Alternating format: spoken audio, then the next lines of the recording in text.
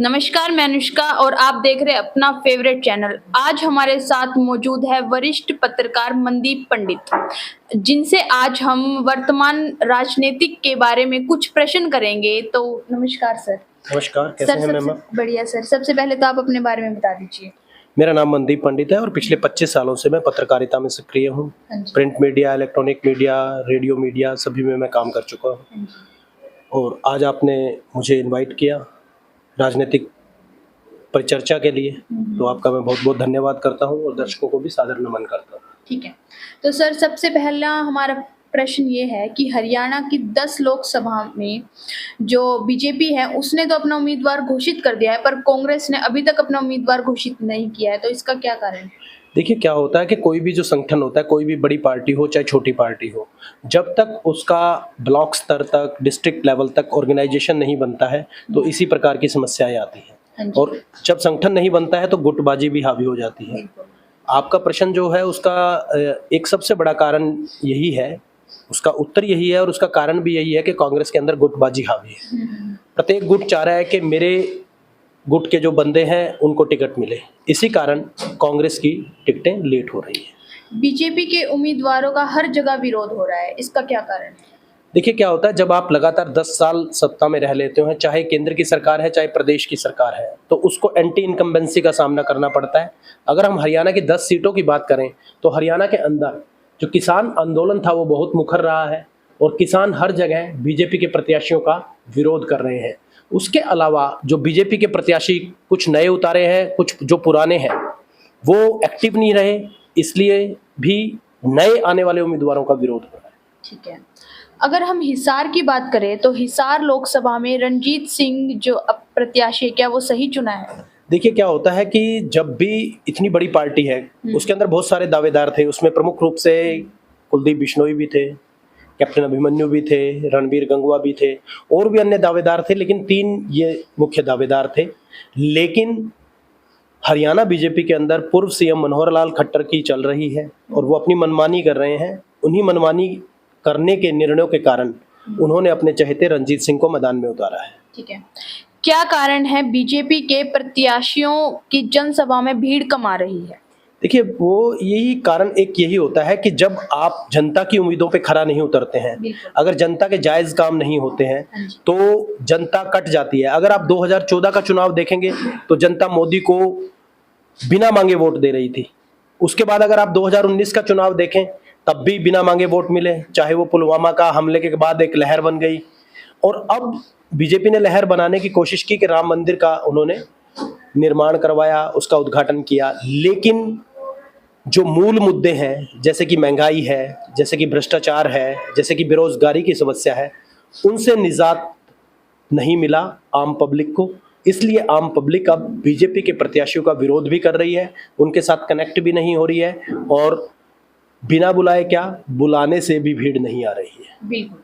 तो नेक्स्ट हमारा क्वेश्चन ये है कि सर, जो पूर्व मुख्यमंत्री मनोहर लाल स्वर्गवासी हो चुके हैं, पूर्व सीएम भजनलाल और बंसीलाल के खिलाफ अमर्यादित टिप्पणी की उचित है? देखिए, क्या होता है कि आप समाज में देखते हैं, उदाहरण है बहुत सारे। अगर कोई भी एक साधारण आदमी भी होता है, अगर कोई उसका दुश्मन रहा हो, चाहे वो राजनीतिक रूप से रहा हो, चाहे आर्थिक रूप से रहा हो, या उसने पारिवारिक रूप से उसको नुकसान पहुंचाया हो, तो अगर कोई जिसका स्वर्गवास हो जाता है तो एक समाज में एक मर्यादा है कि हमें स्वर्गवासी हो चुके व्यक्तियों के खिलाफ टिप्पणी नहीं करनी चाहिए।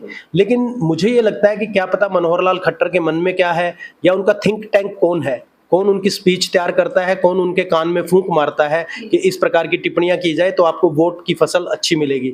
लेकिन ऐसे वोट की फसल नहीं मिला करती। भजनलाल का अपना एक राजनीतिक वजूद रहा है, चौधरी बंसीलाल का भी अपना एक राजनीतिक वजूद रहा है और वो जनता के नेता के रूप में जाने जाते थे।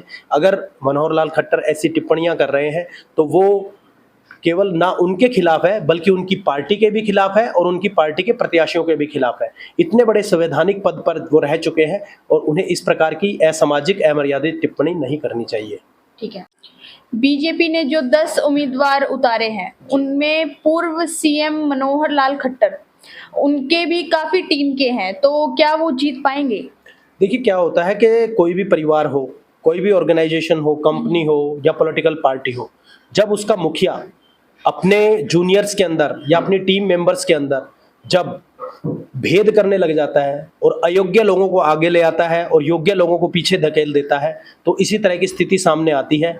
और वही मनोहर लाल खट्टर हरियाणा बीजेपी में कर रहे हैं, अपनी मनमानी चला रहे हैं, अपने चहेतों को टिकट दे रहे हैं और इसका परिणाम बीजेपी को न केवल इस लोकसभा चुनाव में बल्कि आने वाले विधानसभा चुनाव में भी भुगतना पड़ेगा। ठीक है सर, नेक्स्ट क्वेश्चन ये है कि 6 बार के एमएलए और पूर्व गृह और हेल्थ मंत्री को साइडलाइन क्यों कर दिया गया? हाँ, बिल्कुल सही कहा आपने। जो पूर्व गृह और हेल्थ मिनिस्टर हैं अनिल विज, वो बहुत अच्छे नेता हैं, संगठन के नेता हैं, जन जन के नेता हैं, जनता की समस्याओं को तुरंत सुलझाते हैं। लेकिन क्या कारण रहा वो मैं आपको बता देता हूं उनको साइडलाइन करने का। उनका साइडलाइन करने का कारण एक ही है कि वो मनोहर लाल खट्टर की गुड बुक में नहीं है, उनके चहेते नहीं है, क्योंकि वो उनके यस मैन नहीं है। वो एक स्वतंत्र निर्णय लेने वाले राजनेता है और वो जनता की आवाज़ को सुनते हैं, ना कि अलग तरीके से काम करते हैं। तो इसीलिए ये कारण रहा कि हालांकि वो 2014 में भी डिजर्व करते थे मुख्यमंत्री बनना, लेकिन मनोहर लाल खट्टर प्रधानमंत्री मोदी के चाहते हैं, इसलिए उनको मुख्यमंत्री बनाया गया। और फिर एक एक करके उन्होंने पार्टी के अंदर जितने भी कद्दावर नेता थे उनको उन्होंने साइडलाइन किया, चाहे कैप्टन अभिमन्यु हो, चाहे ओम प्रकाश धनखड़ हो, चाहे अनिल विज हो, और अभी ताज़ा चाहे कैप्टन अभिमन्यु और कुलदीप बिश्नोई भी। एक तरफ तो बीजेपी ने एक व्यक्ति एक पद के सिद्धांत का जो नियम है वो बनाया हुआ है, क्या कारण है कि अभी तक हरियाणा में प्रदेश अध्यक्ष नहीं चुन पाई है? इसका क्या कारण है? देखिए क्या होता है, मैं पहले भी बता चुका हूं कि हरियाणा के अंदर one man army, one man show चल रहा है, वो है मनोहर लाल खट्टर। मनोहर लाल खट्टर को अभी अपना कोई चहेता उम्मीदवार ऐसा मिला नहीं है जिसको वो प्रदेशाध्यक्ष नियुक्त कर सके, क्योंकि वो ये चाहते हैं कि हर जगह चाहे संगठन हो चाहे सरकार हो। अगर हम सीएम बनाने की भी बात करें, जब उनको हटाया गया सीएम पद से तो उन्होंने अपने चहेते नायब सिंह सैनी को सीएम बनवा दिया। एक तरीके से इनडायरेक्ट रूप में सीएम मनोहर लाल खट्टर ही है। तो ये कारण है कि अभी उनको कोई अपना यसमैन और अपना चहेता नहीं मिला है। जिस दिन वो मिल जाएगा तो प्रदेशाध्यक्ष भी चुन लिया जाएगा। अभी तो नायब सिंह सैनी ही काम कर रहे हैं प्रदेशाध्यक्ष के रूप में भी। जी, हमारा लास्ट क्वेश्चन ये है सर आपसे, हरियाणा प्रदेश कांग्रेस में जो गुटबाजी है वो बहुत ज्यादा हावी हो रही है, क्या कारण है कि हाई कमान इस गुटबाजी पर लगाम नहीं लग पा रही है? जी, बिल्कुल ठीक क्वेश्चन किया है आपने कि जो गुटबाजी है वो हाई कमांड ही उस पर कंट्रोल कर सकती है, हाई कमांड ही उस पर नियंत्रण कर सकती है। लेकिन जो दो धड़े बने हुए हैं वो पैरेलल पावर हाउस के रूप में काम कर रहे हैं और हाई कमांड किसी भी पावर हाउस को नाराज नहीं करना चाहता है। कांग्रेस हाई कमांड दोनों हाथों में लड्डू रखना चाह रहा है और दोनों हाथों में लड्डू रखने के कारण ही प्रदेश कांग्रेस हो चाहे राष्ट्रीय स्तर पे कांग्रेस हो, इसी कारण से नुकसान उठा रही है। कांग्रेस को एक कड़ा निर्णय लेना पड़ेगा। कांग्रेस को एक जो भी गुटबाजी कर रहे हैं, चाहे वो कोई भी नेता हो, उनको साइडलाइन करना पड़ेगा, उनको पार्टी से निष्कासित करना पड़ेगा और पार्टी के कैडर को एक संदेश देना पड़ेगा कि अगर कोई भी पार्टी के अंदर रहकर गुटबाजी करता है या पार्टी के अहित में कार्य करता है तो उसको बर्दाश्त नहीं किया जाएगा। ये काम अगर कांग्रेस कर लेगी तो उन्हें कुछ करने की जरूरत नहीं है और वो सत्ता में वापस भी लौट सकती है। लेकिन ये यक्ष प्रश्न बना हुआ है कि किस दिन कांग्रेस का हाईकमांड प्रदेश स्तर के नेताओं पे या राष्ट्रीय स्तर के नेताओं पर, उनके बयानबाजी पर, उनके अनुशासनहीनता पर लगाम लगा पाएगा और वो पार्टी के जो अहित में कार्य करते हैं उस पर वो नियंत्रण रख पाएगा। जिस दिन कांग्रेस ने ये काम कर लिया, गुटबाजी खत्म कर दी, अनुशासनहीनता खत्म कर दी, उस दिन कांग्रेस का उद्धार हो जाएगा। ठीक है, धन्यवाद सर। लास्ट में जो हमारे दर्शक देख रहे हैं, आप उनको क्या बोलना चाहेंगे? देखिए, दर्शकों को मैं क्या बोलना चाहूँगा, दर्शक हमारी परिचर्चा भी देख रहे हैं, दर्शक आपके चैनल को भी देखते हैं। दर्शकों तो हम यही उम्मीद करते हैं कि, और यही कहना चाहूँगा कि मतदान आ रहा है, आप अपने मतदान का प्रयोग करें, अपने मताधिकार का प्रयोग करें और जो भी उचित उम्मीदवार है उसको आप चुनें ताकि वो जनता की आवाज़ बनकर उनकी समस्याओं को उठा सके। आपने मुझे बुलाया, अपने चैनल पर इन्वाइट किया, उसके लिए मैं आपका हार्दिक धन्यवाद करता हूँ। सभी दर्शकों को नमस्कार। लास्ट में आप सभी को मैं यही कहना चाहूंगी, आपकी क्या राय है नीचे कमेंट बॉक्स में जरूर बताइएगा और देखते रहिए हमारा चैनल। धन्यवाद।